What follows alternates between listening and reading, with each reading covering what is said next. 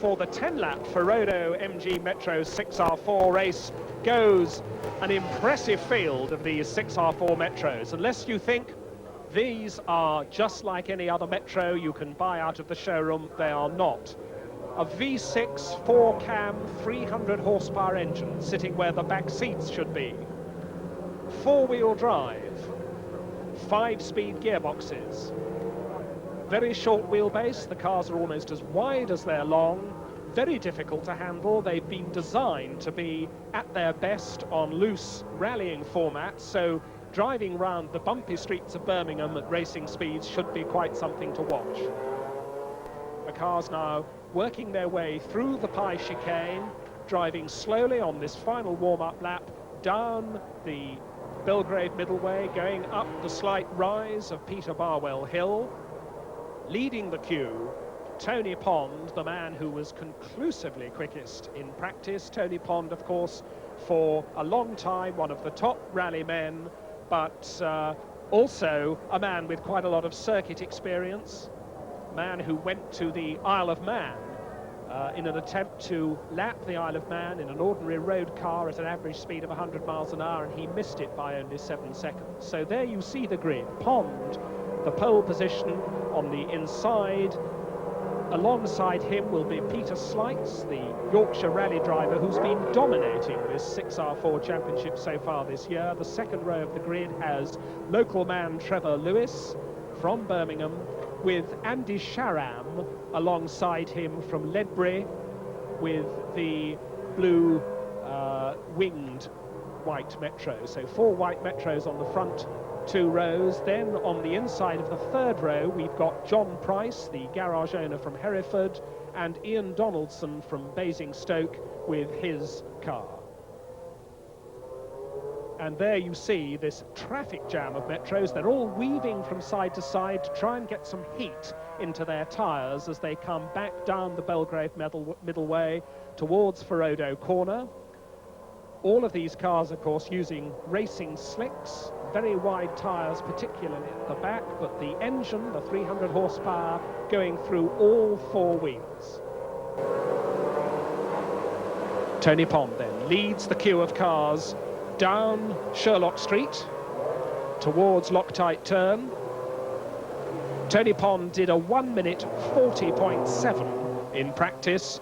Peter Slights 1 minute 43.18. So Tony Pond over well over 2 seconds, getting on for 3 seconds quicker than everybody else. Number 3 there, that's John Price from Hereford in the blue car. He's going to start from the inside of the 3rd row.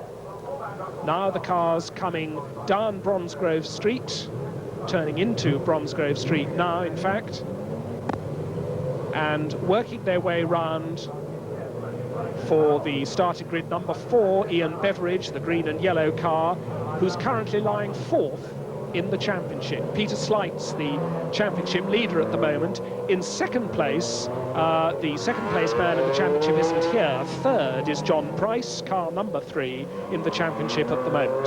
And there you see Shell Turn, this very tricky corner which has a right-hand entry before a left-hand exit, and that will bring the field back to Bristol Street. And there in the front, number 16, that's Tony Pond in the all-white car, coming now to take up his grid position. 21 cars, and they come into their position. Number 5 already in place is Andy Sharam, but Tony Pond comes in to take his position, number 16, on the pole, and just moving across to take up his position is Peter Slights. So there, Tony Pond through the murky windscreen. Very, very experienced driver indeed. Of course, led the Austin Rover rally team for so long. And second on the grid behind him, Pete Slights.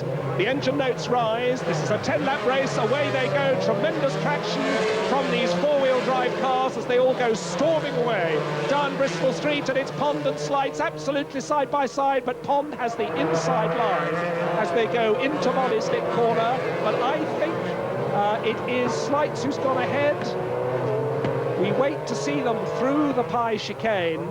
No, I think Tony Pond, by dint of that inside line, did in fact get ahead. There they are, jostling for third place, Sharam and Lewis, but it is indeed Tony Pond in the SO-sponsored car, flapping bonnet from Peter Slights in second place, but they're already in Halford's corner, and Tony Pond sitting at the head of the queue, which is exactly where he wants to be. The cars chirping over the bumps as they come out of Halford's corner, down Belgrave Middle Way and towards Ferodo. Tony Pond then able to dominate the race from the front. Peter Slights, the championship leader, is in second place. Sharam and Lewis battling for third place, but there is number 16, Tony Pond, already safely through Ferodo corner for the first of 10 laps and on his way down Sherlock Street.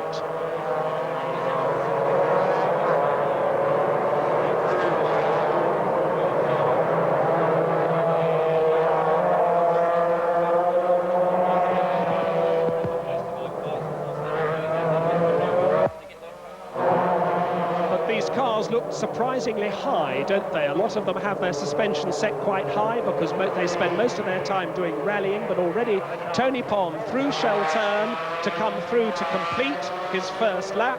So it's Pond who leads with Slights in second place. Third now is Andy Sharam, with Trevor Lewis, I think, following through in fourth place. The rest of the field comes storming through. And up to about 120 miles an hour, briefly, puffs of rubber smoke as they brake to come through Body Slip Corner and go on down to the Pie Chicane. But Tony Pond absolutely dominating this race, and he had so great an advantage in qualifying that I have a suspicion that he just wants to hold that position at the front. The battle's going on all the way down the field meanwhile, and you can see them all jostling for position as they come through the Pie Chicane now and on down to Halford's corner. The field already strung out quite a bit because the leaders are at the top of the picture, down Belgrave Middle Way and already into Ferodo corner. The cars all look very identical, but the driving skills, no doubt, quite disparate. Headlights blazing there from Andy Sharam. That's in fact car number 4. That's Ian Beveridge, who's down in fourth place with Andy Sharam ahead of him. So the battle really is for fourth, fifth, sixth place.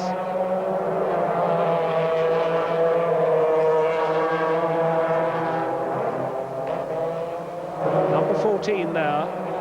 That's Ian Donaldson from Basingstoke.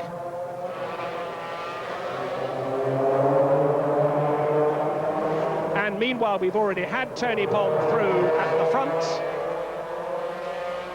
as the pursuit comes through the Shell corner.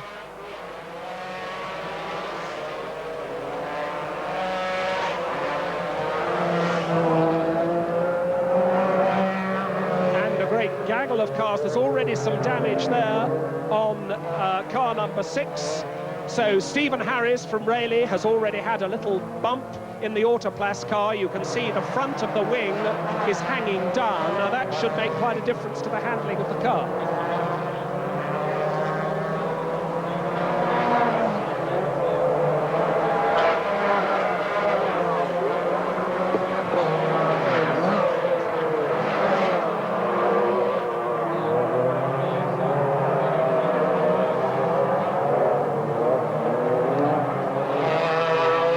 Number 6 then, Stephen Harris. Where he bumped the car, we don't know. It could well have been in the traffic jam right at the beginning, but he's struggling to make up for that problem. And meanwhile, this is Harris working his way through and going on down the Sherlock Street section, stuck down there in the traffic. Tony Pond currently 1.1 seconds ahead of Slights, with Sharman in third place, Donaldson 4th, Sutherland 5th and Lewis 6th.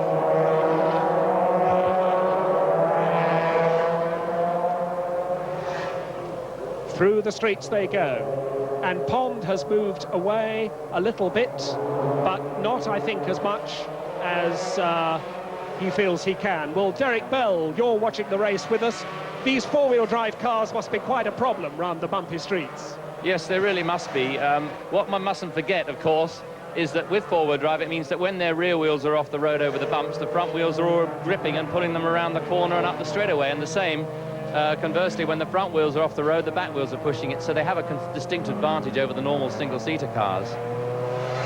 Well, Tony Pond now 2 seconds clear of second man Peter Slights. Tony Pond in the lead. I think Tony really is trying to conserve his car a little bit, you know. I'm sure with these turbo engines can be quite temperamental. And obviously he wants to win the race, so he's not about to go crazy. We saw what a wonderful time he did in qualifying. And of course, as long as he can keep Slights behind him, he's going to be quite happy. And I'm sure Slights, I noticed, got the quickest lap just now, so he's certainly on his way and doing a good job. And Tony is obviously just pacing himself at the moment. Well, there you see the two of them pretty much all on their own. In fact, Tony Pond has replied with the fastest lap, 1:40.88, which is only 18 hundredths of a second slower than he went in qualifying. Which is Slights in second place. Which is, well, I think it's great because it shows that Mr. Slights is going a lot quicker than he did in qualifying. He did a 1:40 just now, so he's 3 seconds than he went in qualifying, but he's got Tony there as bait in front. Well, bait, and also perhaps as a bit of a teacher, because Tony Pond, enormously experienced. They complete another lap now, and Slights in second place, just keeping Tony Pond in sight, and there's a completely empty piece of road behind them because the battle for third place has completely disappeared. Yeah, they're about 12 seconds behind, aren't they, Simon? So, but there's quite a little gaggle of them there, about a second apart each. Yes, there come the, that's the second man, which is Andy Sharam. And a big sideways moment there from Ian Donaldson, who's in fourth place, who's pursuing. Behind them is Lewis. So they're a second apart, those three in fourth, fifth and sixth place. Yes, Trevor Lewis at the back of that little trio, the Birmingham man. One wonders if he's been doing a little bit of quiet practice. He's a fool if he hasn't. But of course these roads look very, very different during a normal weekday. Oh yes, and they go the other way around it, I hear. Well, some bits of it they do, some bits of it they do. Through Halfords goes the queue. Still Sharman in third place, Donaldson fourth, Sutherland fifth, and Lewis sixth. So Sutherland up to fifth now.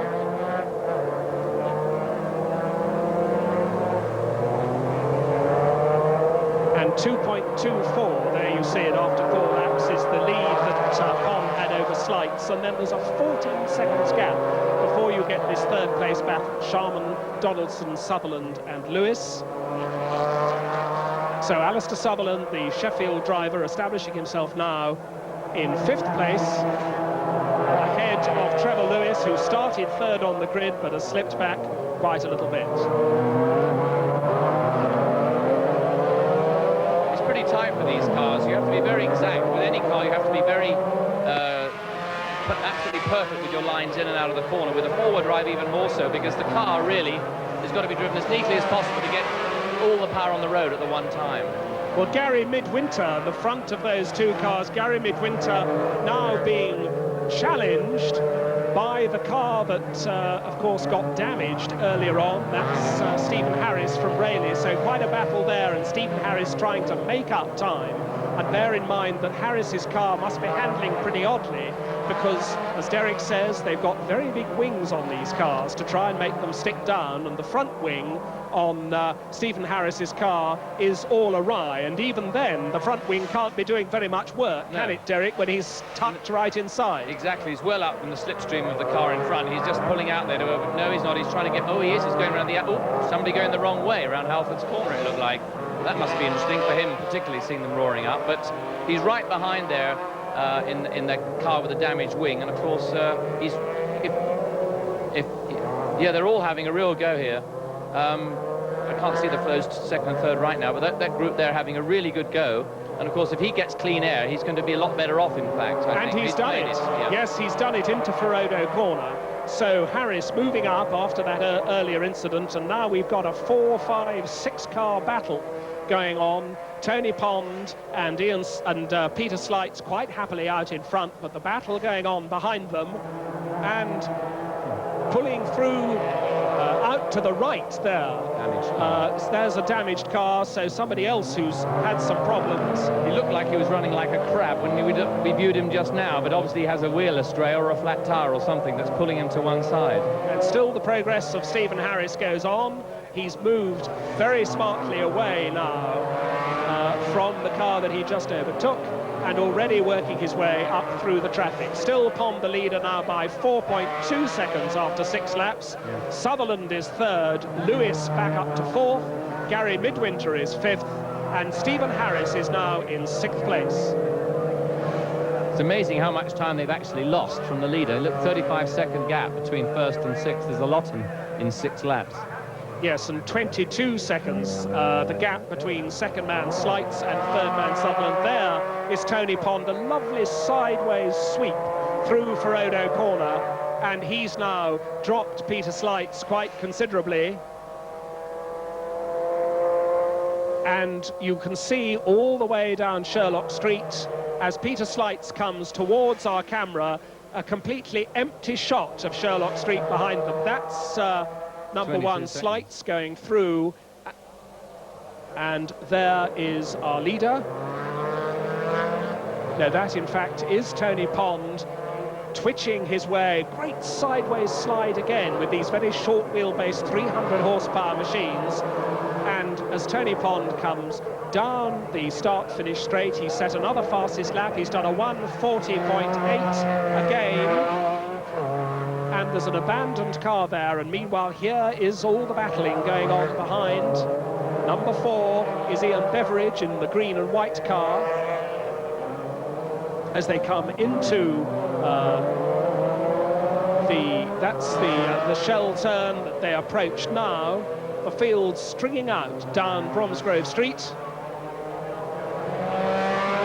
And now coming through to complete 7 laps, Sutherland goes through in 3rd place, Lewis goes through in 4th, so Trevor Lewis back up to 4th place, Gary Midwinter is 5th, and we've now got into 6th place, number 10, which is Holmes. What happened to Harris then? He was right in there, I thought, number 6, isn't it? Yeah, well, he's just made another attempt to move up, so... unless he lost a bit. Yeah, I think right there he must have lost some time somewhere out of our sight. And now back... He's having quite an exciting race, isn't he? Falling about the place. Well, he certainly is, and you can see how bumpy this circuit is. The drivers in the single-seaters say that they end a race battered and bruised, and I would think that the Metro 6R4s must be set up pretty hard as well to be able to cope with these bumps. Yeah, but of course, being rally cars, they're used to bumps, so the suspension is fairly flexible in that respect. There's a good bit of overtaking on the inside of Halford's hairpin there. A very nice bit of overtaking. Couldn't see who it was, but that's a nice set, the inside line. You see, if you get out wide, there's no way you're going to get back in online again, because you just lose that super adhesion on the inside, where the rubber's being laid down for 2 days. Well, there's Stephen Harris, as we've had Pond completing 8 laps, and now Pond has really made a break, because the gap is 8.5 seconds between himself and Peter Slights. Harris leading that group, having had, as Derek says, a pretty busy race. Beveridge following him, and number 9, which is Paul Bennett from Charfield. There's Bennett going through, sliding very, very close to the barriers at Zenith Corner. And look how the bonnets seem to flap about under braking. Yeah, well, I think they're fairly lightweight, wouldn't you, Simon? And obviously they're not very rigid, so consequently they do move around quite a bit. Also, I think it's no, they are moving, aren't they? Yes, a lot. And the white ones look worse than the others, and this is just the vision we're getting. Well, under those bonnets, of course, there isn't an engine, because the engine lives behind the seats on these machines. A V6, 4 overhead cam, non-turbocharged 300 horsepower engine. These cars built for Group B rallying before they were outlawed, as were all of these hybrid Group B cars, for international rallying, but they're still very much around. Austin Rover had to build 200 of them to homologate them, and now completing 9 laps. The leader, Tony Pond goes through. Well away in the lead, isn't he? Yes, we're just waiting for the computer to tell us how big his lead is, but having played with Peter Slights for a little bit, he's now on his final lap, going through Pie Corner, and it's 10.3 seconds, yes. So Tony Pond, a very experienced rally man, but with appreciable circuit experience as well, goes up Peter Barwell Hill and into Halford's Corner for the last time. Yes, he's obviously now just got to keep the car going, keep out of trouble, and the race is his. I mean, he is very, very experienced, and he has done a lot of racing. He races in South Africa, which I suppose I shouldn't talk about, but there's a lot of rallying over there, and, you know, he's a very popular rally driver, and, of course, a super character as well. One of the extraordinary things about a rally driver is that they have to learn a new piece of road almost instantaneously. Very often rallying is done on roads that the drivers haven't been allowed to reconnoitre. And obviously it's taken Tony Pond very little time to learn his way round the streets of Birmingham. No, he's picked it up very, very quickly, as you say, inevitably. But of course he also knows these cars probably better than anybody in this race, because he's been driving them since it first came out. I don't remember just when that was, Simon. Through he comes. That's the tight Zenith corner. Bromsgrove Street. And he's already got some cars ahead of him to lap, so great has been his pace. He'll be through the checkered flag, I think, before he has to worry about them. He's just coming through now. Yes, Tony Pond on the start-finish straight. And there is the checkered flag for Tony Pond. We wait for Peter Slights to come through. But Tony Pond, the convincing winner of the 6R4 10-lapper.